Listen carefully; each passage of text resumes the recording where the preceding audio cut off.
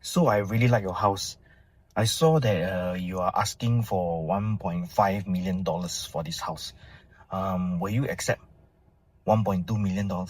Now, if you want your offer to be rejected immediately, this is how you negotiate. So here's how you should negotiate when you have found a house you're interested in and you're ready to make an offer.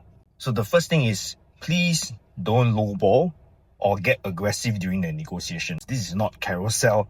You can't just like throw a lowball offer and then expect to walk away scot-free. Before you even make the offer, if you're interested in the house, you should check online or get your agent to help you to check for the valuation estimate of the house. Normally, there will be some sort of gap between the valuation estimate as well as the asking price. So if you see that the asking price is way above the valuation, chances are the owner feels they are justified to do so for some sort of reason. Maybe they are the top floor with super good views, with amazing renovation that's already been done, and you need to decide whether you think that premium that they're asking for is worth your while.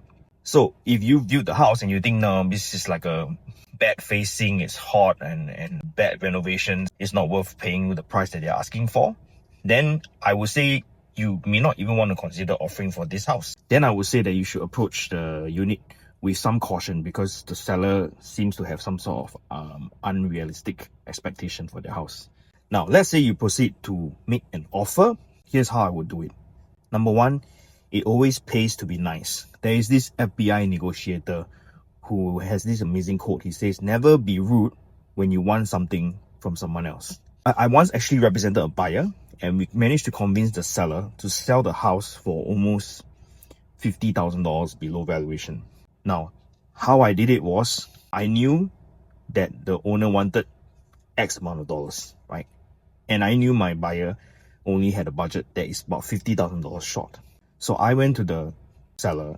I said, hi, firstly, I want to thank you so much for the viewing.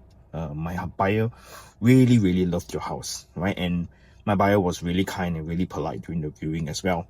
And then I said, so the problem is that we are about $50,000 short. I know it's maybe a stretch, but would you consider accepting our price, which is $50,000 short?